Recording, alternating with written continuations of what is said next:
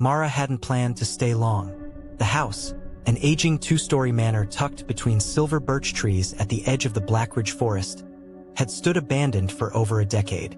It had belonged to her grandmother, Isabel Hartley, a woman known in the nearby village for her solitude, her candlelit windows, and the whisper-thin line between her prayers and her secrets. When she died, the house passed to Mara, the only living relative, along with a simple note in a heavy envelope. "Don't change the bedroom, and don't cover the mirror." The house greeted Mara like a place exhaling after a long silence. Dust billowed with every step, particles dancing in slanted shafts of dying daylight. The floorboards creaked like old joints, long and used. The wallpaper peeled like curled fingernails, and the air smelled of damp books, forgotten rituals, and dried lavender. Most of the furniture remained exactly as Isabel had left it. Doilies on the armrests, porcelain teacups nested together on the dining table. But the bedroom, that room, had a different kind of stillness.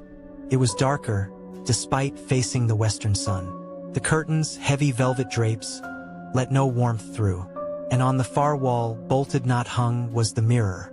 It stood nearly 7 feet tall, framed in carved black wood that looked like scorched vines frozen mid-writhing.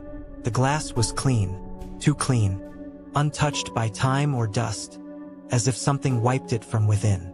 Mara couldn't see her entire reflection unless she stood directly before it, which she did that first night, reluctantly, compelled by some strange internal pull. First, nothing seemed off. Her face, tired from the drive, her suitcase slung over her shoulder. But the longer she stared, the more the delay became obvious. Her hand moved, then her reflection followed. Not in full seconds, but just enough, like lag in a video feed. It blinked when she blinked, no, after she blinked. She narrowed her eyes and tried a few quick movements. A snap of her fingers, a wave, a twitch. Each time the reflection obeyed, but behind her, as though it had to learn first. Unsettled, she backed away, but even then she felt it. The gaze of something not herself. As if the mirror wasn't showing her image, it was showing a watcher that used her shape. Later that night, lying in bed, Mara couldn't shake the sensation that her reflection was still awake, still watching. Her breath caught each time the floor creaked or the wind shifted the curtains. She finally rolled over to sleep, but not before glancing back one last time.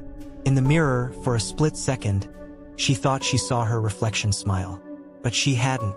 She closed her eyes, not quite able to rest, not quite able to believe what she'd seen. And behind the glass, the reflection slowly, softly, tilted its head. By the third day, Mara had stopped sleeping well.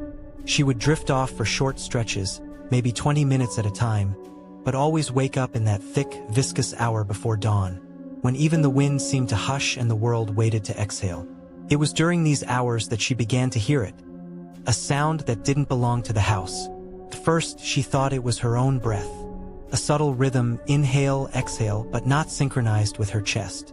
Sometimes it was faster, sometimes slower, but always soft, close, and oddly steady, like someone else lying in bed just beside her, facing the opposite way. She tried to rationalize it. Old houses breathe too. Pipes contracted, air shifted, boards settled. But then, on the fourth night, Mara sat up sharply in bed, heart pounding. She'd heard it again, that breath.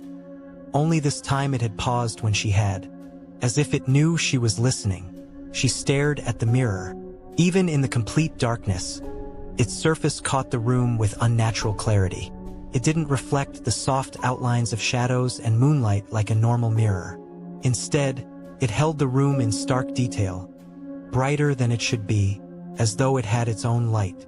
Mara crept closer, bare feet cold against the wooden floor. The breath had resumed, quieter now, just on the edge of hearing. She stood before the mirror and watched her reflection stare back. She blinked. It blinked. She tilted her head. It mimicked her, but always with a delay, like a memory struggling to catch up. Then something changed. She leaned in, squinting. There was someone else in the mirror.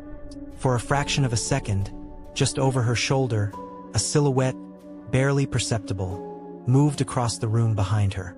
She turned fast. No one. Just the room, silent and still. But in the mirror, the figure paused. A woman, or the suggestion of one. Thin, long-haired, with her face turned just enough that it was impossible to see clearly. Her outline flickered, like heat shimmer on pavement. She didn't move with Mara. She didn't react. She only stood there, watching. Mara backed away again. The woman remained. And the moment Mara blinked, the woman was suddenly closer, just behind the mirrored version of Mara, nearly touching her. She fumbled for the bedside lamp. Light flooded the room. The mirror was empty. Her reflection returned to normal. No woman. No delay. The house was quiet again. The next morning, Mara searched the house. Every room. The attic, the crawl space, even the backyard. No signs of anyone. No signs of intrusion. But when she returned to the bedroom that evening, a small imprint, light, like the curve of a palm, had appeared in the dust on the glass. Right at shoulder height.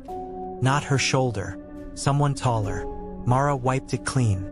The smear left a trail, like frost evaporating under touch. That night, she tried to stay awake. And in the mirror, the woman returned. Each time Mara looked away, even for a moment, the woman moved closer, as if waiting for her to sleep. By the end of the first week, Mara found herself developing habits she didn't remember starting. Strange little compulsions, like wiping the floor around the mirror every morning with a damp cloth, or checking the doorknob 3 times before she could sleep. They weren't rituals she consciously chose. They were compulsions, like muscle memory from a life she hadn't lived. The dust, in particular, had become her obsession. No matter how many times she cleaned, a fine coat of pale, almost gray dust returned every night. Not the usual kind, not the gentle accumulation of neglect, but a strange, thick powder that seemed to have weight, intention. And it always appeared in the same place. A perfect semicircle on the floor, about 3 feet in front of the mirror, as if someone stood there for hours without moving. First, she thought it was her own doing. Sleepwalking, maybe a trick of fatigue. But then she started noticing footprints, bare, narrow, and wrong. They weren't her prints. Too long in the toe, too narrow in the heel, too many of them. Sometimes they circled, sometimes they faced the bed. Once, she found a pair that pointed away from the mirror, as if someone had stepped out of it. Mara began marking the floor. She swept it clean, then spread a thin layer of flour in a wide square around the mirror. She watched it like a hawk that night, clutching a flashlight, sitting upright in bed. Hours passed. Midnight gave way to 1, then 2. Her eyes fluttered. The candle burned lower. The mirror stared back, just as alert, just as breathless. And then, something shifted. Not a sound, not a movement, just a change in pressure. A silence so sharp it rang in her ears. She turned the flashlight toward the flower. Nothing. She blinked. And when she opened her eyes, there it was. A new footprint. Just one. Not made by a step, but by emergence. As though the print had been pressed from beneath the surface of the floor, pushing up from underneath rather than stepping down. She crawled out of bed on all fours, flashlight trembling in her hand, and examined the print. It was fresher than the others. The flower still floated around its edges, disturbed like breath on glass. She hesitated, then placed her hand down beside it. The floor was warm. The air had gone dead still.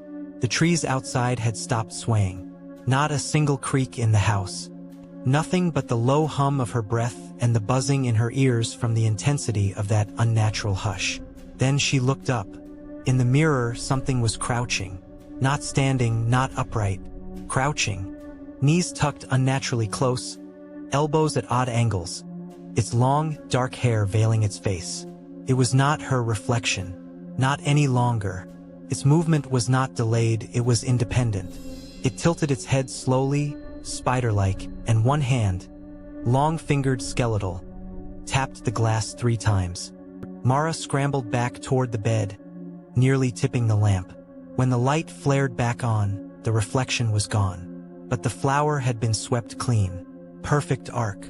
A trail, not of footsteps, but of dragged limbs, leading from the mirror to the edge of her bed and back. Something had moved.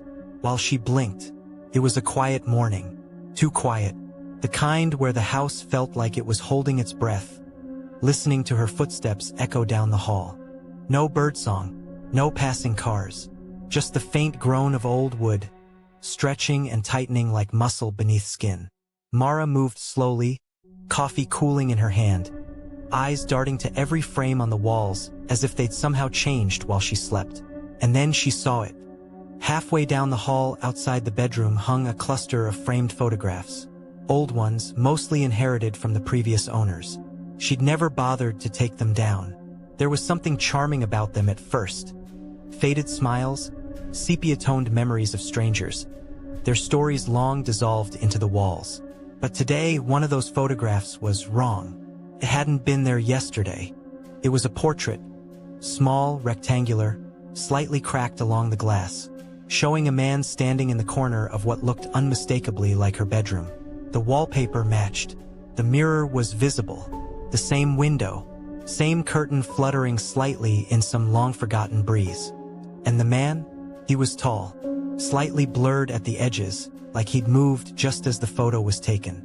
His head was tilted, lips parted in a neutral, unreadable expression. His hands hung at his sides, and his eyes, they were shut. Mara stepped closer. The deeper she stared, the more uneasy she felt. His pose was off, like he wasn't standing naturally, but being held up or hanging or suspended somehow. And then there was the matter of the shadow. Every object in the photograph had a visible shadow except him. He seemed to cast none at all. She tried to pull the photo from the wall, but the hook wouldn't budge.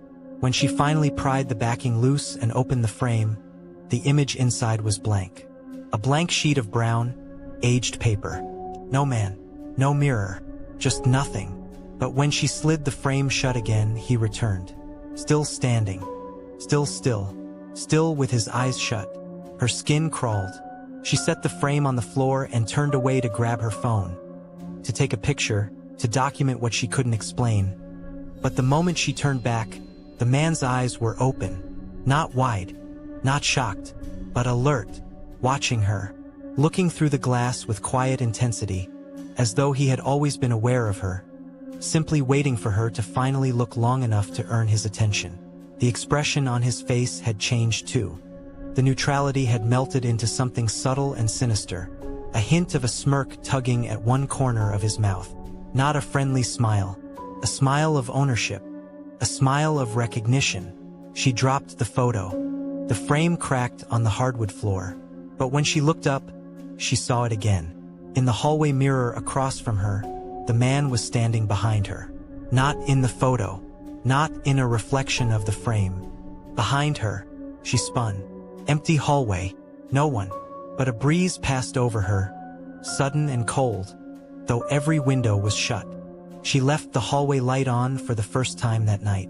But even still, just before drifting into sleep, she swore she heard the soft, satisfied click of a shutter in the dark, as though someone had just taken her picture.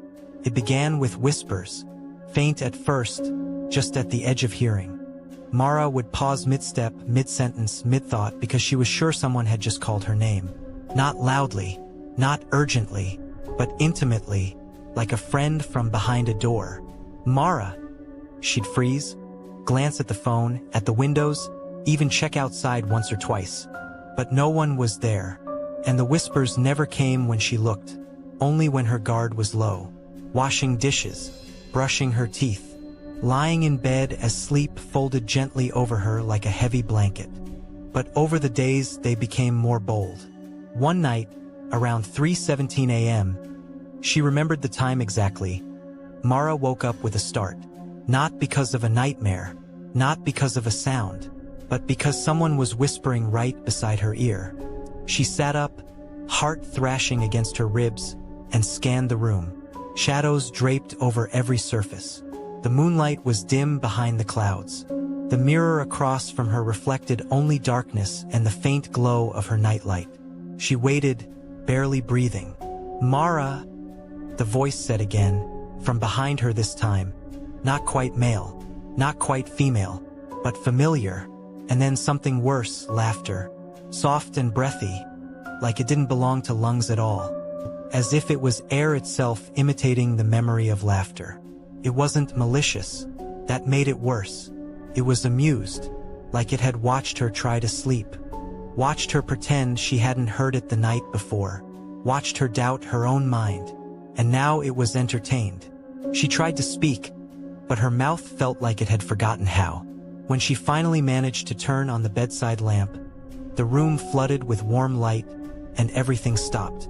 The laughter, the whisper, the feeling that someone was just inches from her skin. But on the mirror there was fog.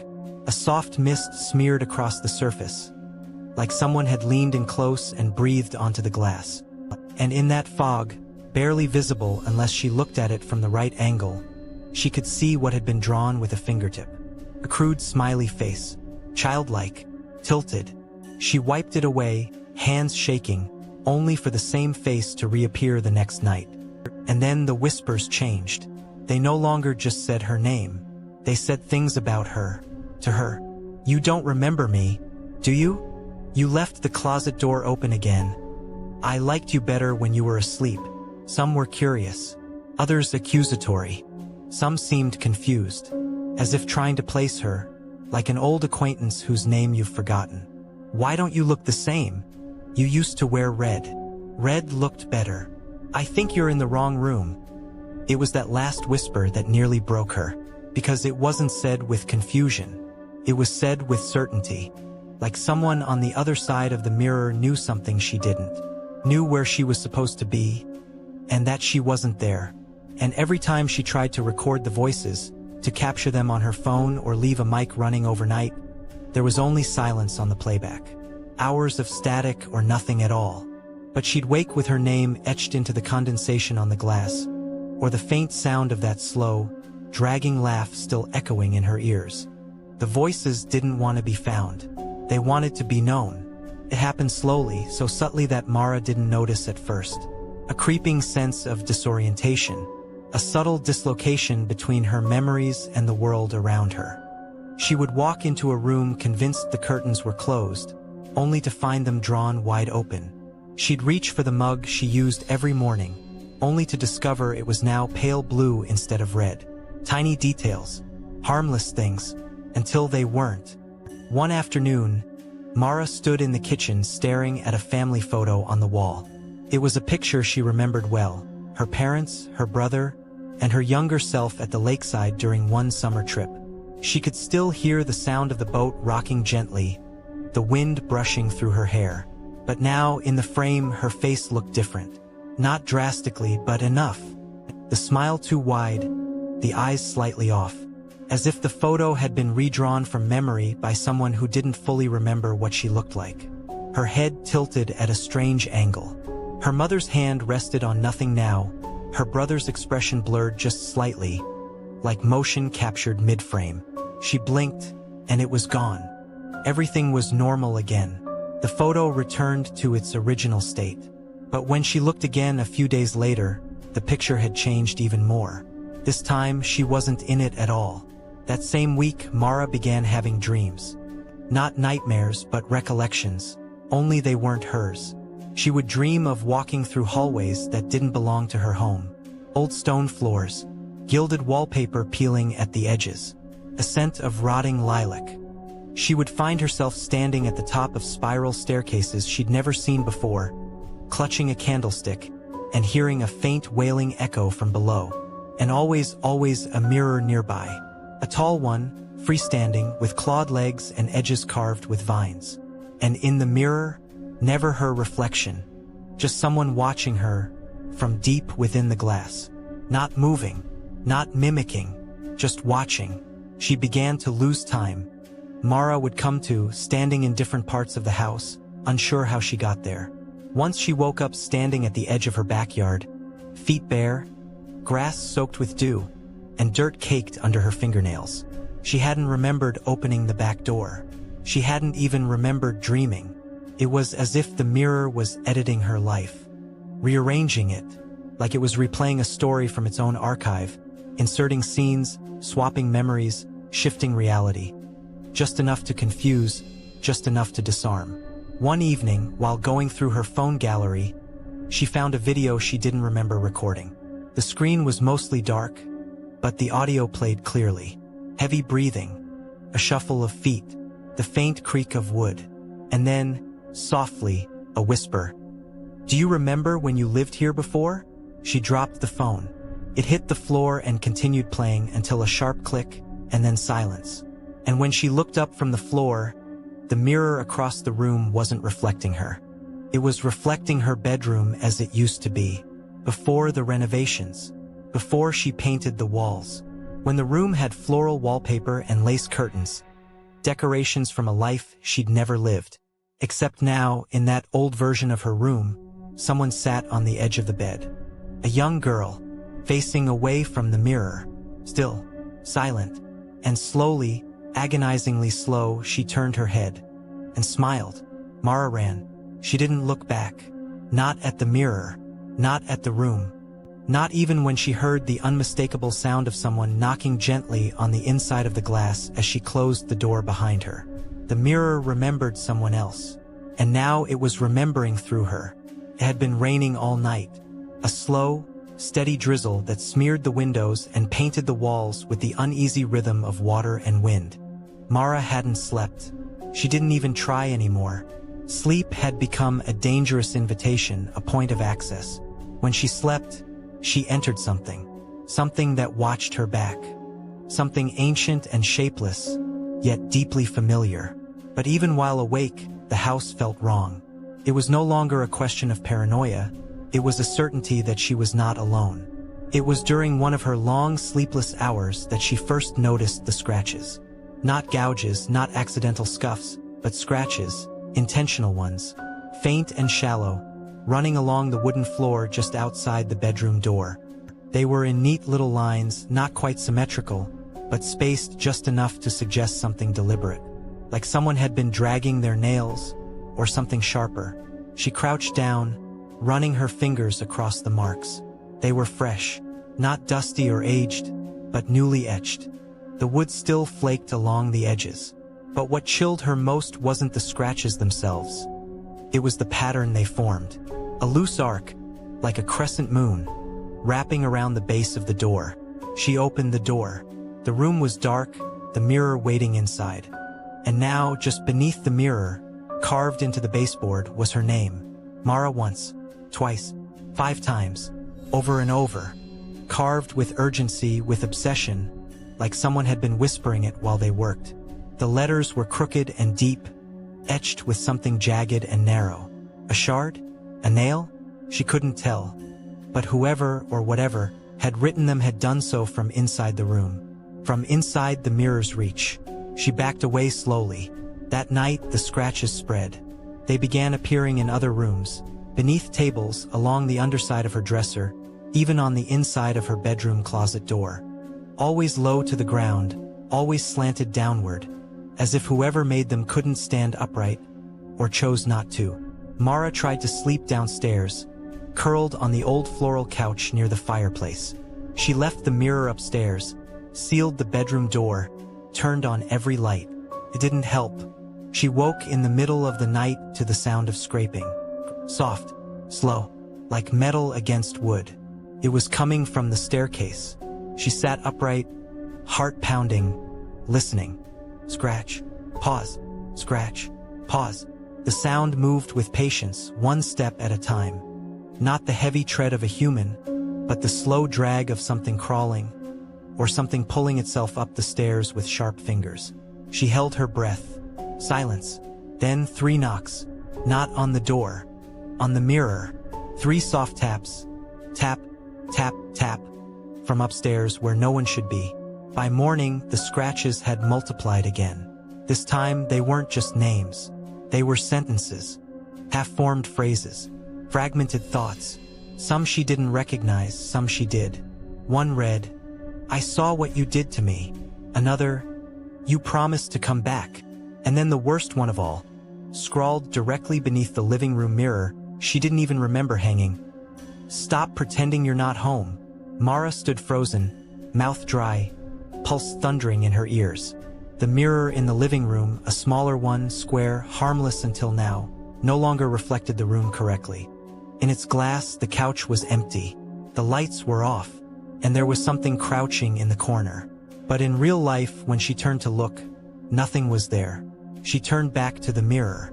The figure was still there, but now it was closer. The next morning arrived in shades of gray.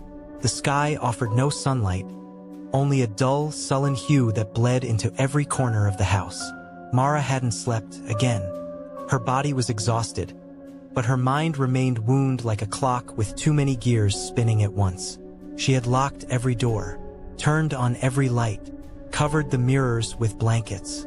She even placed a ring of salt around the bedroom, something she'd once heard in an old story. It was the act of someone desperate, someone who knew what they were doing wouldn't work but had nothing else to try. But the house did not care. It breathed around her, shifted, changed. She walked through the hall, trailing her fingertips along the wallpaper. She whispered Isabel's name under her breath. "Why did you leave this for me?" There was no answer, at least not in words. Instead, something else answered. A sudden creak from the floor beneath her, directly under the rug near the pantry door. Not the kind of creak that comes from old wood expanding.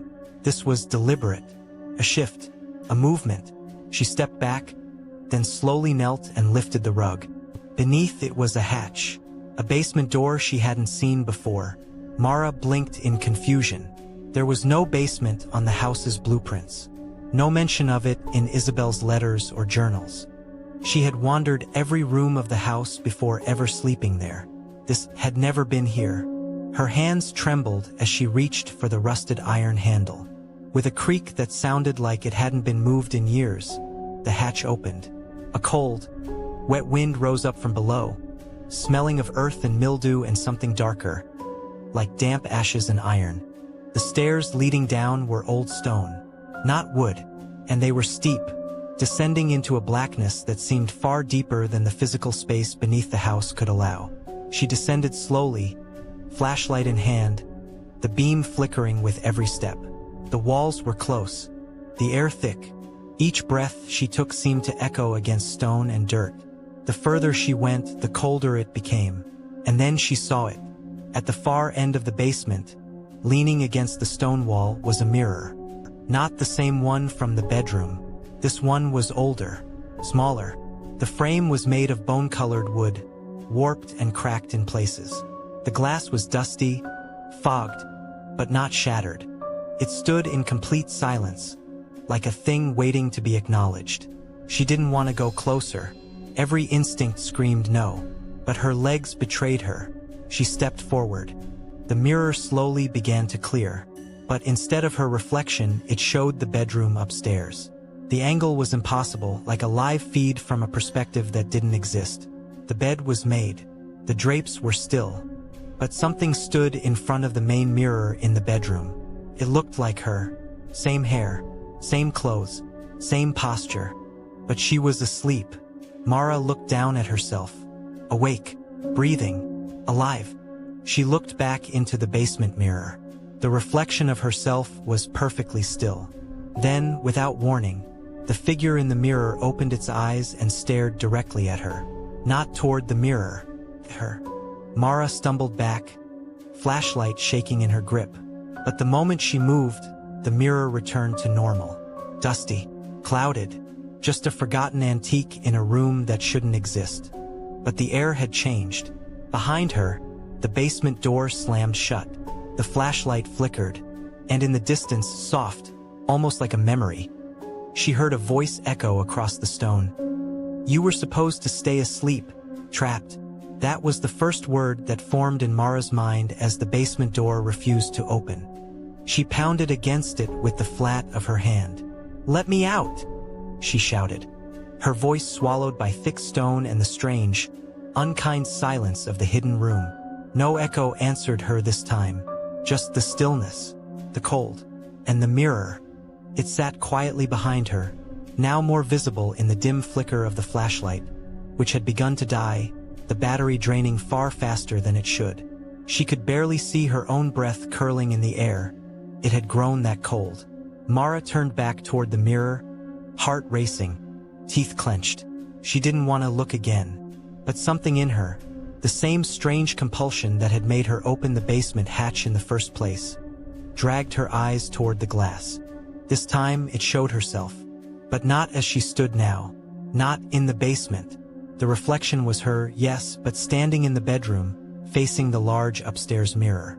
The same red sweater, the same jeans, even the scrape on her left wrist from when she'd tripped yesterday. It was all there, but the reflection was completely still.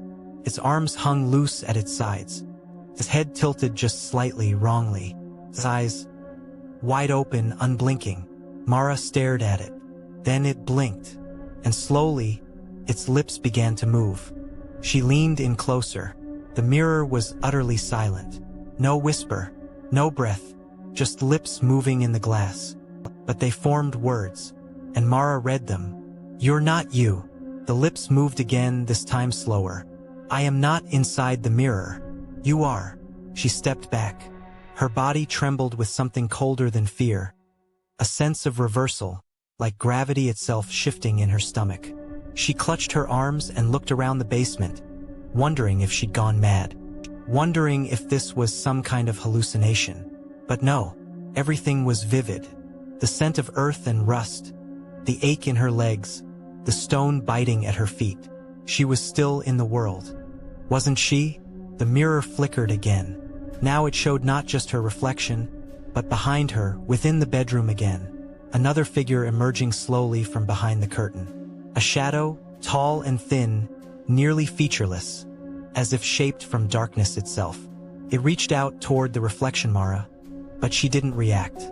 She just stood there, lifeless, eyes wide, mouth still slowly moving.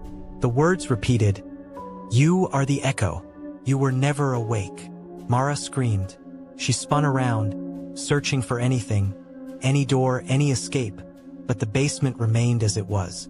Still, empty, bare stone and the silent glass. And when she turned back to the mirror, her reflection was gone. Now it was just her and you, yes you, standing in front of this mirror, reading these words, and the voice, though never spoken aloud, settled directly into your mind like a breath against the back of your neck. "We've been waiting for you to sleep again." Sleep had become an enemy. Mara tried to resist it. Every night she fought to stay awake, guzzling bitter coffee, pacing the house, playing loud music just to drown out the quiet hum that now lived behind the walls and within the glass. But the moment her eyes grew heavy, the mirror seemed to sense it, like a predator patiently watching its prey weaken. And when she finally lost the battle, when sleep pulled her under like a dark wave, the mirror followed. She knew the difference between dreams and nightmares. What she didn't know was what to call these invasions. They weren't like dreams. There was no blur, no drifting nonsense, no sudden shifts in time or space. These experiences were sharp, clear, detailed to the grain of dust floating in sunbeams. They started every night the same way. Mara would wake inside the dream, always standing before the bedroom mirror, dressed exactly as she had been when she fell asleep. But the room in the dream was off. The walls were darker, almost wet-looking, as though moisture had soaked into every surface. The floorboards creaked constantly under her feet, even when she wasn't moving. And the mirror, it was always alive, not figuratively. The glass pulsed subtly, like a heartbeat, breathing with her, watching her. She tried once in the dream to avoid it. She turned away, walked toward the door, but the room stretched. No matter how far she moved, the mirror was always just behind her. The reflection followed, even when she tried not to look. If she turned left, the reflection moved right. If she walked away, she saw herself walking closer in the glass. It disobeyed the logic of reflections. It disobeyed reality. One night, she tested it. She stood still in front of the mirror and raised her hand. The reflection didn't move. It just stood there, staring. Then slowly, as if taunting her, it smiled. A wide, cruel grin that didn't belong on her face. And then something changed. From the depths of the mirror, beyond the false reflection, eyes began to appear. Dozens, maybe hundreds. Wide, pale, staring eyes, some human, some not. They opened one by one in the darkness behind the glass, silently blinking into existence.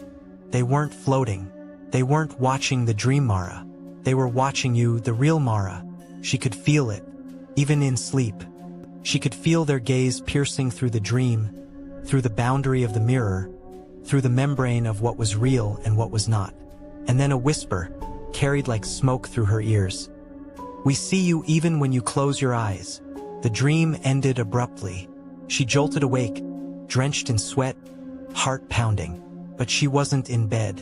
She was standing in front of the bedroom mirror, exactly where she had been in the dream, and she didn't remember getting up. Worse still, her reflection was smiling again. But this time, she wasn't.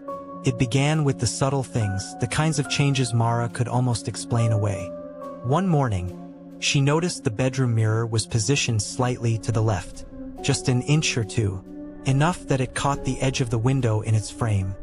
A detail she was sure hadn't been there before. She chalked it up to memory. Sleep deprivation. Maybe she'd moved it and forgotten. But then came the rug. She walked into the room and stopped cold. The rug, an old woven Persian she'd kept at the foot of her bed for years, was gone. Vanished. Not rolled up, not shifted aside. Just missing. The wooden floor beneath it was spotless. Not a trace of dust. Not a mark to suggest anything had ever been there. She stood frozen, staring at the empty space. When she blinked, the rug was back. She blinked again. Still there. The hairs on her arms rose. She ran to the bathroom, splashed cold water on her face, convinced it had to be exhaustion. She stared into the medicine cabinet mirror, expecting, dreading, to see that same wrong smile or those two wide eyes staring back. But her reflection seemed normal. For now. Still, she avoided the bedroom for hours. She wandered the rest of the house like a ghost, as if the rooms might shift around her at any moment. When night fell, she gathered the courage to return, and found the bed facing the wrong direction. It had rotated 90 degrees. That's when she began to panic. She hadn't touched it. She hadn't moved it. Yet there it was, headboard against the opposite wall, pillows perfectly arranged, as if it had always been that way. She rushed forward, grabbed the edge, tried to shove it back. It wouldn't budge, as if the house itself had decided. She turned to the mirror. It stood silently in the corner. Still, patient, watching. Its glass looked darker now, almost smoky, like something was pressed up against the other side, fogging it with breath. She blinked.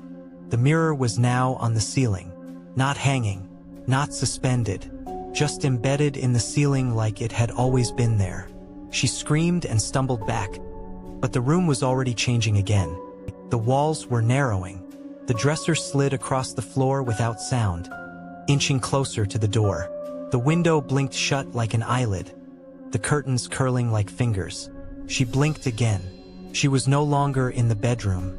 She was in a replica of it, an imitation made of stone and damp wood and things that had never been alive. The rug was made of hair. The lamp dripped wax without a bulb. The mirror was now in the floor, pulsing faintly. And her reflection? It wasn't her anymore. It was something shaped like her, yes, but its skin was waxy and wrong. Its limbs were slightly too long. It blinked faster than humanly possible. And it was waving, slowly, mocking her. She blinked, back in the real room, gasping, collapsing to her knees. The bed was back in place. The mirror stood still. But the changes kept happening. Every blink, every breath, every time her eyes closed for even a second, the house shifted.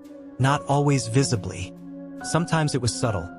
A new crack in the wall, a light bulb just a little dimmer than before, a photo on the shelf turned inward. But Mara knew now. The mirror was not just watching her sleep. It was learning how to reshape the world around her. And with every blink, it was practicing. Mara had begun avoiding mirrors completely. She draped thick cloths over them during the day. She smashed the one in the bathroom with a hammer. She kept her head low when walking past darkened windows or glossy surfaces.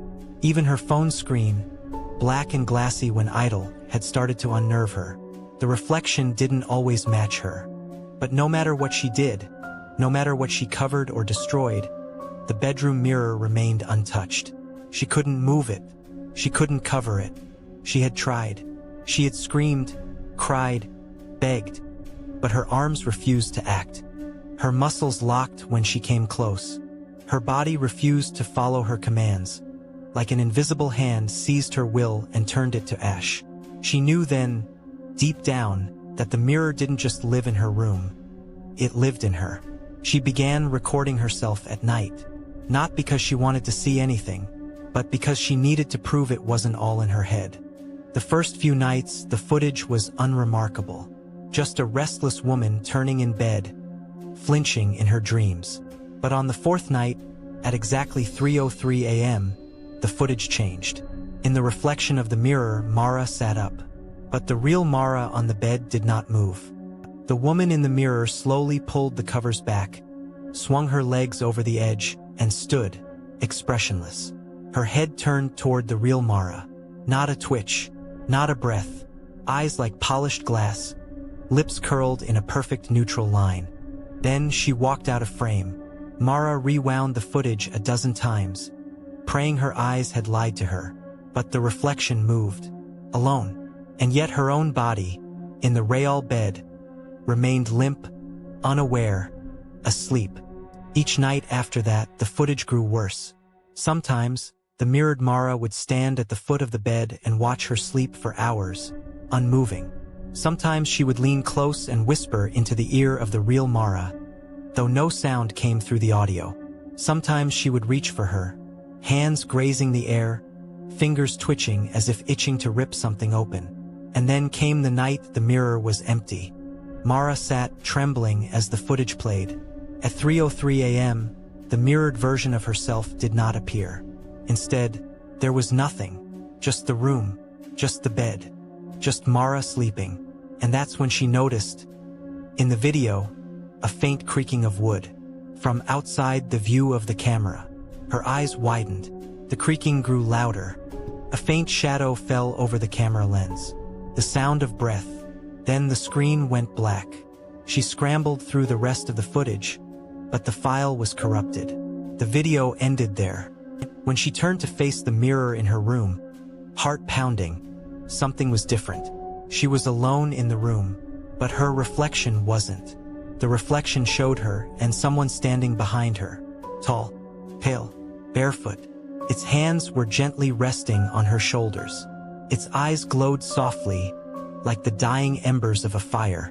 Its mouth was open, but no sound came from it. Mara spun around. Nothing. No one. She turned back to the mirror. Now she was the one who wasn't there. Only the thing behind her remained. It raised one hand and waved at her through the glass. And somewhere inside her head, not in her ears but behind her thoughts, a whisper hissed. "Soon you'll be the one in here, and I'll be the one out there." That night, Mara didn't even pretend to sleep. She sat upright in the farthest corner of her bedroom, wrapped in a blanket that now felt thinner than a whisper. The mirror loomed in the darkness across from her bed, uncovered again. Always uncovered, no matter how many times she draped it, nailed fabric to the wall, even tried to paint over it. By morning, the glass was always clear again, like the cloth had never existed, like the mirror was correcting her mistake. But tonight, there was no point in fighting it. The air itself seemed to hum in anticipation. Every clock in the house had stopped ticking at the same time, 3:03 a.m., and even her phone refused to load. It just blinked, white static rippling across the screen. The silence wasn't quiet. It was pressurized, alive. And in the mirror, her reflection sat perfectly still in her bed, staring forward. Only it wasn't a reflection anymore, because Mara wasn't in bed. She was across the room, and yet there she was, sitting motionless, eyes wide, mouth slightly open as if caught mid-gasp. Her mirrored self looked tired but alert, blinking, breathing, watching her, but not mimicking her. When Mara flinched, the mirror self didn't move. When Mara slowly stood, blanket slipping from her shoulders, the figure on the bed remained seated. It was her face, her body, her eyes, but with a slowness behind them, like someone pretending to be her. A second skin that hadn't yet learned how to move like Mara. And that was somehow worse than seeing a stranger. It was intimate mimicry, a mask not worn properly. She stepped closer to the mirror. The air around it was colder, as if it radiated not temperature but absence. The closer she came, the more she could hear something beneath the silence. Not words, not whispers, but the distinct sound of breathing, slow, heavy, drawn-out exhalations, like lungs that hadn't been used in years were finally working again. Mara stopped a foot away. The mirrored figure suddenly twitched. Its head snapped toward her. No build-up, no natural turn, just a sharp jolt like a puppet's head yanked by a string. It smiled, not warmly, not cruelly, but with relief, like a prisoner seeing light through a crack in the wall. Then it did something she hadn't expected. It stood up. The reflection rose from the bed, slowly, joints popping audibly within the mirror as though they had never been bent before. Its legs trembled under its own weight, and then, like a newborn animal learning to walk, it stepped forward. Mara stumbled back. Her heart clawed at her ribs. Her breath came fast and useless. The figure in the mirror placed its hand against the inside of the glass. But Mara didn't see her own hand mirrored back. Just its long fingers, paler than bone. The nails were her nails, but cracked, dark, unnatural. They tapped once, twice, like testing the boundary between glass and flesh. And then it pushed. The glass began to bend, not shatter. Like the surface was softening, liquefying, warping with pressure. A ripple ran across the surface, like something breaking through ice. Behind her, every light in the house flared on at once. The kitchen, the hallway, even the attic. The chandelier above her sparked and flickered. And somewhere in the distance, inside the walls, she heard movement. Slow dragging steps, creaks, a door opening where there should be no door.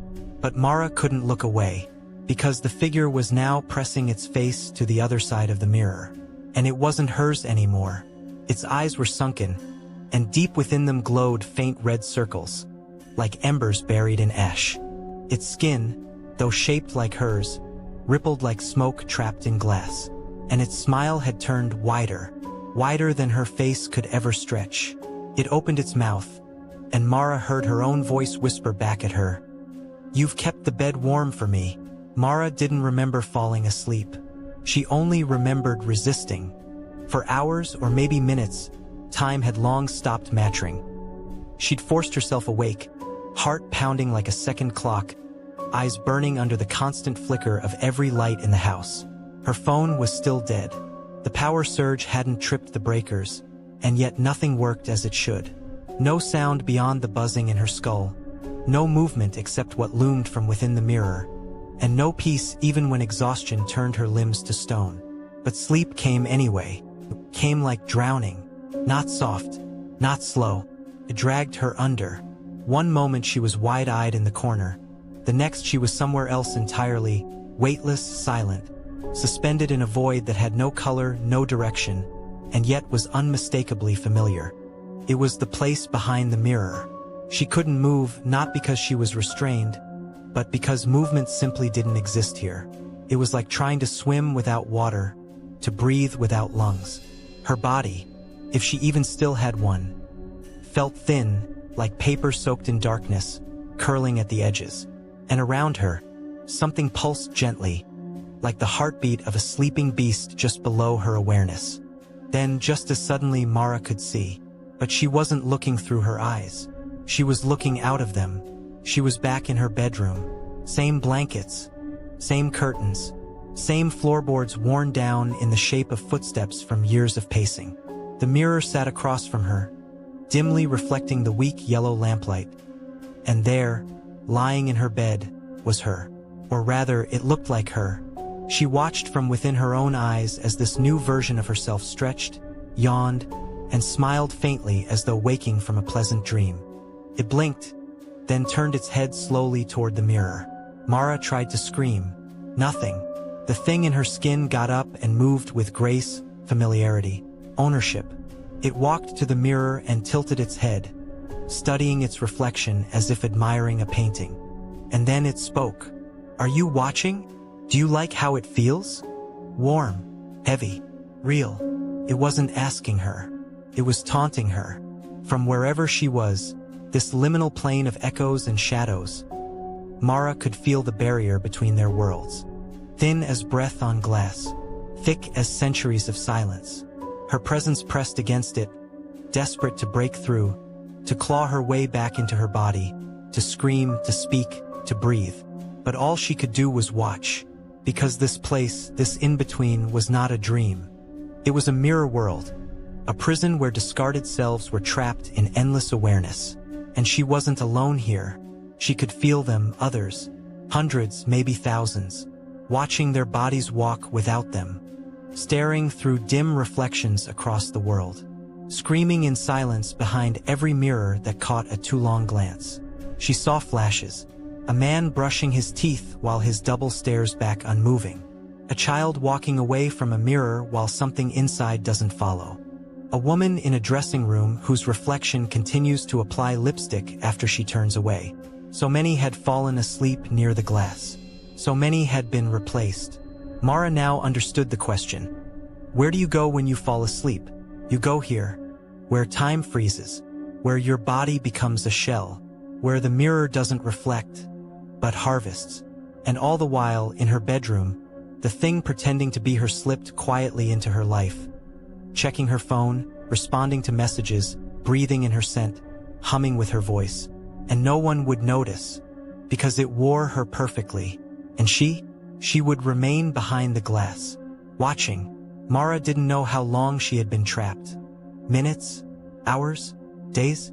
The concept of time had dissolved into the thick, viscous dark behind the mirror, where nothing ticked, nothing passed, and nothing changed, except her. At first, her thoughts were sharp, frantic. She screamed inside her mind, pounding invisible walls, demanding to be let back into the world that was rightfully hers. But over time, the desperation faded into confusion, then into silence, then into something worse, familiarity. She began to accept that the mirror was no longer an object. It was a habitat, a living system, a vessel for entities who no longer remembered their origins, drifting consciousnesses suspended in glass. The longer she remained, the more the edges of her identity began to blur, smudged like breath on a cold surface. But on one particularly strange and quiet night, something changed. The thing wearing her face made a mistake. It looked into the mirror too long. Mara felt it like a tremor, a pulse, a split-second flicker where the link between them reopened just barely, a hairline fracture in the seamless glass. She seized it. She didn't know how, only that she had to move now or be forgotten forever. She focused every last shred of herself, every memory that still had color, every ounce of selfhood she had left. Her first laugh, the smell of her grandmother's attic, the feel of her dog's fur under her fingertips, the sound of her own name spoken aloud. All of it, and she pushed. The mirror cracked. It wasn't loud, not in the way a glass might shatter in a kitchen. No, this sound was internal. It was like a nerve snapping. A ripple of light pulsed across the mirror world and, for a heartbeat, Mara saw other faces in the dark, watching her, hoping, dreading, knowing what came next. The false Mara paused in the real world. Her smile twitched, her fingers trembled. She blinked, and Mara saw it, that flicker of uncertainty, that break in the mimicry. Mara reached again. The glass split wide open. It happened all at once. A vortex of smoke and silence and screaming light dragged both of them into the threshold. The bedroom twisted into a corridor of endless reflections, each mirror showing a different version of herself. Some twisted, some broken, some wearing masks she didn't recognize. She fought. The creature fought back. It wasn't just wearing her skin. It had begun to become her. It hissed her thoughts back at her. It shouted her memories like weapons. It knew things only she could know. But she had one thing it didn't. Pain. Real pain. The pain of loss, of fear, of longing, of love. And that was enough. With a final surge of memory and will, Mara shattered the corridor of mirrors. Shards of glass spun through the void, cutting through illusions, unraveling the false reflections until nothing was left but silence and cold, clean darkness. She woke up, back in her body. The light was gray with morning. Her bed was warm. The mirror sat across from her. Unbroken, innocent, ordinary. But she did not look into it. Not that morning. Not ever again. Because as she sat there in the quiet dawn, breathing deep, grateful and trembling, something else occurred to her. Something simple and horrifying.